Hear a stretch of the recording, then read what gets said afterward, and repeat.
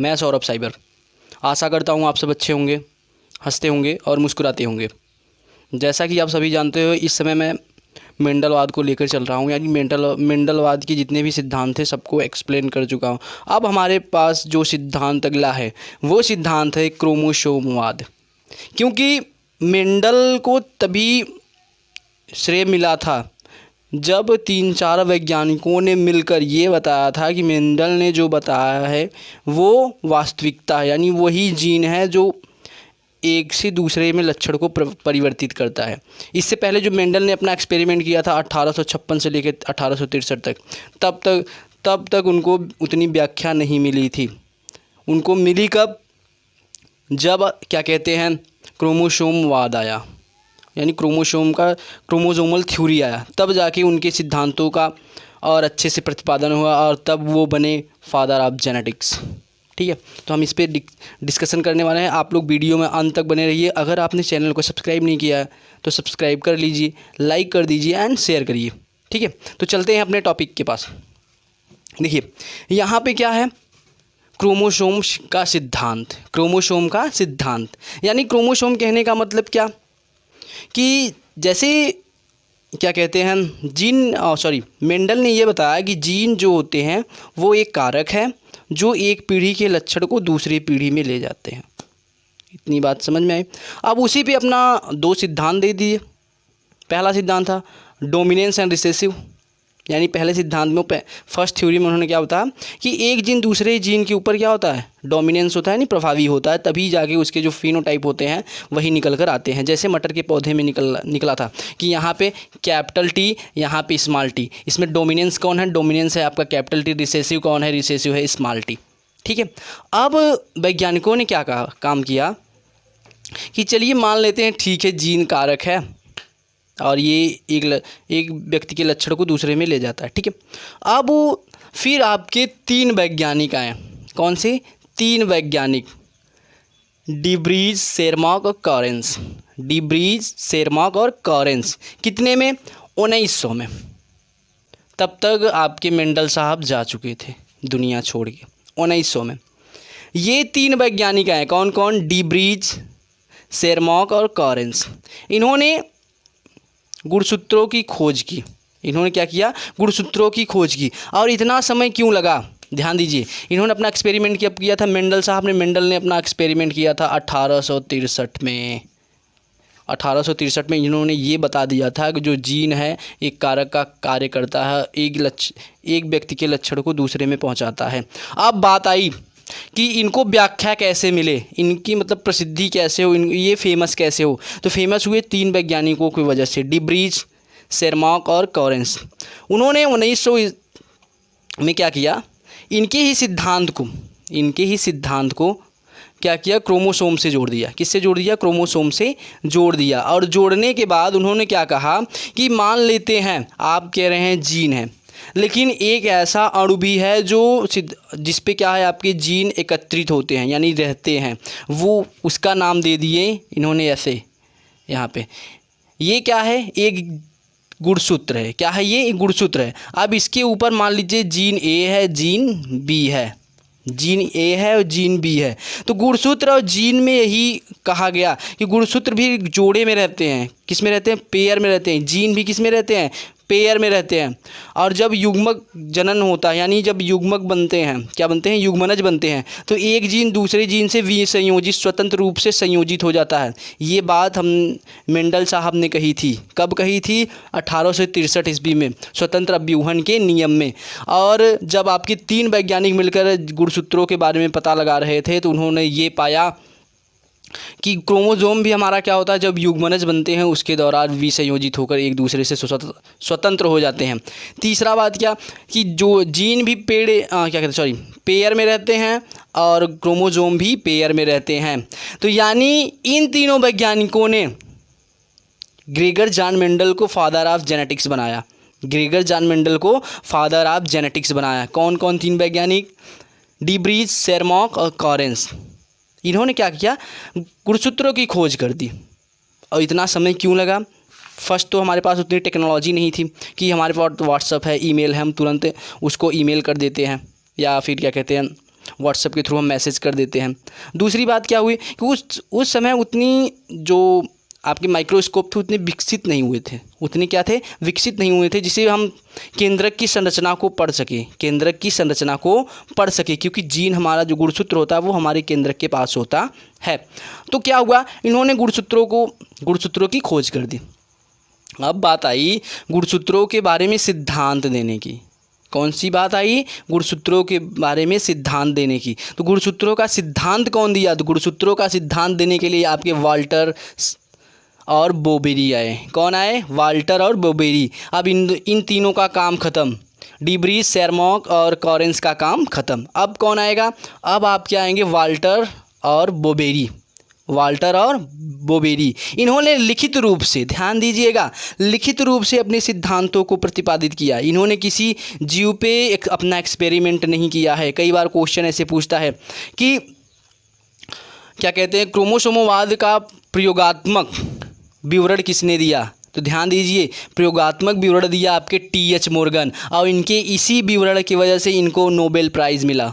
इनके क्रोमोसोमवाद के प्रयोगात्मक लक्षण देने की वजह से इनको क्या मिला, नोबेल प्राइज़ मिला। तो ध्यान दीजिए, जो वाल्टर और क्या कहते हैं बोबेरी थे, इन्होंने 1902 ईस्वी में क्या किया, लिखित रूप से अपना क्या किया, एक सिद्धांत प्रस्तुत किया। और सिद्धांत प्रस्तुत करने के बाद एक कोशिका उठाए, कोशिका में कैसे विभाजन हो रहा है, कैसे जनन कोशिकाएं बन रही है, उन्होंने ये बताया। उन्होंने किसी जीव पे पर्टिकुलर एक्सपेरिमेंट नहीं किया था। तो ध्यान दीजिए, देखिए, तो जो यहाँ पे डायग्राम बना हुआ है, क्या बना हुआ है, डायग्राम बना हुआ है, ये किसके सिद्धांत पर है, ये किसके सिद्धांत पर है।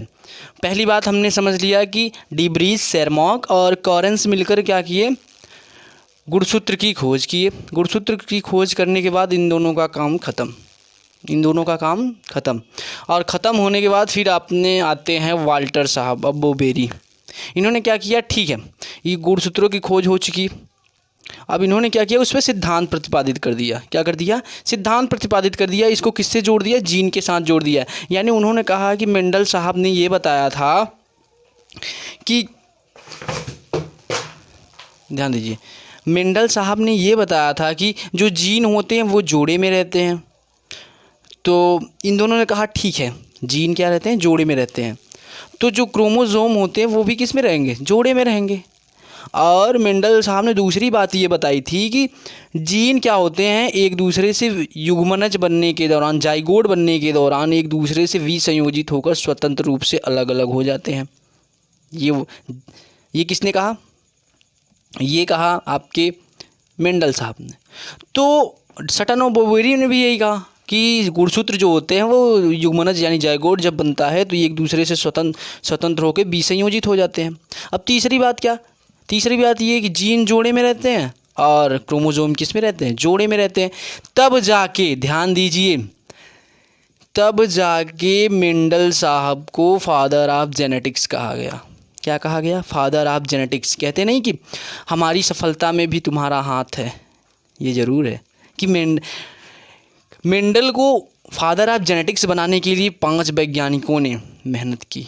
कितने वैज्ञानिकों ने, 5 वैज्ञानिक, शेरमॉक, डिब्रीज, कॉरेंस और क्या कहते हैं, सटन और बोबेरी, 5 वैज्ञानिकों ने मिलकर फादर ऑफ जेनेटिक्स बनाया। और आज हम फादर ऑफ जेनेटिक्स के बदौलत ही क्या कहते हैं, मेंडलवाद पढ़ रहे हैं। अब इसके बाद आएगा टी.एच. मॉर्गन। देखिए यहाँ पे जो सिद्धांत दिए, उन्होंने क्या बताया कि जैसे हम कोशिका ले लेते हैं, क्या लेते हैं, कोशिका। तो कोशिका विभाजन में आप जब 11th में आप पढ़ोगे, चैप्टर नंबर 5 या 4 में है, कोशिका विभाजन में क्या होता है, फेज़ होता है। क्या होता है, फेज़ होता है। जीवन फेज़ होता है, जीवन के बीच यहाँ पे S1 फेज़ होता है। क्या होता है, S1 फेज़ होता है। यहाँ पे G2 फेज़ होता है। फिर क्या होता है, आगे चलकर अर्धसूत्री विभाजन होता है पहला, फिर अर्धसूत्री विभाजन दूसरा, तब जाके ये 4 जनन कोशिकाएँ बनती हैं। देखिए ये मान लेते हैं दो, ये क्या है, जीन को ये हमारे गुणसूत्र हैं, ये हमारे गुणसूत्र हैं, ये जीन है और ये जीन है, ठीक है। मेंडल साहब के अनुसार ही चलते हैं, मेंडल साहब के अनुसार ही चलते हैं। मेंडल ने कहा था जीन भी जोड़े में रहते हैं, और सटन और बोबेरी ने क्या कहा कि क्रोमोसोम भी जोड़े में रहते हैं, ठीक है। पहली अवस्था क्या हुई, पहली अवस्था प्रारंभिक अवस्था थी। यहाँ पे 2 कोशिका ले गई, 2 कोशिकाएँ, और क्या कहते हैं, आगे जब ये प्रवस्था हुई तो S1 फेज़ में, S1 फेज़ में क्या होता है, तो DNA डबल होता है। ध्यान दीजिए, S1 फेज़ में क्या होगा, अगर DNA 2C है, कितना है, 2N है, तो ये जैसे ही S1 फेज़ में जाएगा तो DNA की कॉपी होगी तो कितना हो जाएगा, 4N। कितना हो जाएगा, 4N। और यही अवस्था G2 में प्रदर्शित होती है। यही अवस्था किस में प्रदर्शित होगी, G2 में प्रदर्शित होगी। तो ध्यान दीजिए, यहाँ पे सिंगल कोशिका, यहाँ पे क्या होगी, कोशिकाएँ डबल, क्रोमोजोम डबल, क्या कहते हैं, क्रोमोजोम डबल और जीन हमारे डबल। अब इसमें होगा पहला अर्धसूत्री विभाजन, और आप जानते हो पहले अर्धसूत्री विभाजन में गुणसूत्रों की संख्या आधी हो जाती है। फर्स्ट अर्धसूत्री विभाजन, पहला अर्धसूत्री विभाजन में गुणसूत्रों की संख्या आधी, यानी अगर मान लीजिए 46 है तो 23 इसमें चली आ जाएगी, 23 इसमें। और इसमें आप जानते हो जब गुणसूत्रों का विभाजन होता है तो जीन भी बटेंगे, क्या होंगे, जीन भी बटेंगे। तो कहने का मतलब क्या हुआ, पहला अर्धसूत्री विभाजन हुआ जिसमें गुणसूत्रों की संख्या आधी, गुणसूत्रों की संख्या क्या हो गई, आधी। अब ये कोशिकाएं, दो कोशिकाएं अलग अलग हो गई, यहाँ पे 4 कोशिकाएं हैं, 2 इसके पास हैं, 2 इसके पास। अब ये दोनों कोशिकाएं अलग हो गई, पहला अर्धसूत्री विभाजन हो गया। अब ध्यान दीजिए, जब दूसरा अर्धसूत्री विभाजन होता है तो सिर्फ कोशिकाएं बढ़ती हैं, गुणसूत्रों की संख्या सेम रहती है। क्या रहती है, गुणसूत्रों की संख्या सेम रहती है, बस कोशिकाएं बढ़ती हैं। और कोशिकाएं बढ़ने के फलस्वरूप देख लीजिए, दूसरा अर्धसूत्री विभाजन हुआ, दूसरा अर्धसूत्री विभाजन होने के बाद हमें क्या मिला, 4 जनन कोशिकाएं मिली। क्या मिली, 4 जनन कोशिकाएं मिली। यही बात हमारे क्या कहते हैं, वाल्टर और बोबेरी साहब हमें समझाना चाहते हैं कि जैसे मान लीजिए हमने कोई 2 गुणसूत्र लिए तो 2 क्रोमोजोम भी होंगे। क्या होंगे, 2 गुणसूत्र है तो क्रोमोजोम भी हमेशा क्या रहते हैं, जोड़े में रहते हैं, तो 2 क्रोमोजोम लिए। अब यहाँ पे क्या हुई, S1 फेज़ में क्या हुआ, DNA की कॉपी तैयार हुई, प्रतिलिपि तैयार हुई, जो G2 फेज़ में दिखती है। अब G2 फेज़ जब आगे जाएगा तो क्या होगा, युगली यानी क्या कहते हैं, पेयर बनेंगे। पेयर बनने के बाद पहला अर्धसूत्री विभाजन होता है। क्या होता है, पहला अर्धसूत्री विभाजन। यहाँ यानी पहला अर्धसूत्री विभाजन होगा तो ये पोजीशन मिलेगा। क्या मिलेगा, ये पोजीशन। यहाँ पे पहला अर्धसूत्री विभाजन, गुणसूत्रों की संख्या आधी, मान लीजिए 2N है तो यहाँ पे क्या हो जाएगा, N इसके पास, N इसके पास। आप ध्यान दीजिए, जब दूसरा अर्धसूत्री विभाजन होता है गुणसूत्रों की संख्या सेम बनी रहती है, सिर्फ कोशिका का विभाजन होता है। तो यहाँ पे देख लीजिए आप 4 कोशिकाएं मिलकर आ गई। लेकिन एक बात आप लोग ध्यान से समझिएगा, ये सिर्फ लिखित रूप से था, बाई रिटेन, नॉट एक्सपेरिमेंटल। ये सिद्धांत सिर्फ लिखित रूप से उन्होंने कॉपी में लिखित रूप से दिया था, ये सिद्धांत ऐसे कार्य करता है। लेकिन साइंस हमारा कि ये कहता है कि अगर आप अपने सिद्धांत को प्रतिपादित कराना चाहते हैं, अपने सिद्धांत को और आगे फेमस कराना चाहते हैं, अपने आप को दृढ़ रखना चाहते हैं, तो आप को किसी न किसी पे एक्सपेरिमेंट तो करिए। तब आ गए हमारे TH मोर्गन साहब। इसको थोड़ा सा हम साइड करते हैं, यहाँ पे ध्यान दीजिएगा। तब भाई साहब आ गए TH मोर्गन, और ये ऐसे शिकारी थे कि ड्रोसोफिला का शिकार कर लिया, यानी ड्रोसोफिला पे अपना एक्सपेरिमेंट करा। ये इनका नाम क्या है, थॉमस हंट मोर्गन। इन्होंने ऐसा हंटर चलाया कि ड्रोसोफिला इनसे घायल हो गई। और घायल होने का मतलब ये है कि इन्होंने ड्रोसोफिला पे अपना एक्सपेरिमेंट किया। अब ड्रोसोफिला पे कैसे एक्सपेरिमेंट हुआ ये हम नेक्स्ट पार्ट में समझेंगे। तो सिर्फ यहाँ पे सिर्फ समझाने का मतलब ये था कि क्रोमोसोम का सिद्धांत किसने दिया, वाल्टर और सटन ने। लेकिन प्रयोगात्मक रूप से किसने दिया, TH मोर्गन। इनको कहा जाता है फादर ऑफ मॉडर्न जेनेटिक्स। इनको क्या कहा जाता है, फादर ऑफ मॉडर्न जेनेटिक्स, यानी आधुनिक क्या कहते हैं, आनुवंशिकी विज्ञान के पिता कौन है, TH मोर्गन। क्योंकि इन्होंने अपने ड्रोसोफिला के एक्सपेरिमेंट द्वारा ये सिद्ध कर दिया था कि वास्तव में जो सटन और बोबेरी ने बताया वो वास्तविकता यही है कि वो शुद्ध रूप से सही है, वो शुद्ध रूप से क्या है, सही है। तो ध्यान दीजिए, यहाँ पे हम कुछ फैक्ट पढ़ लेते हैं।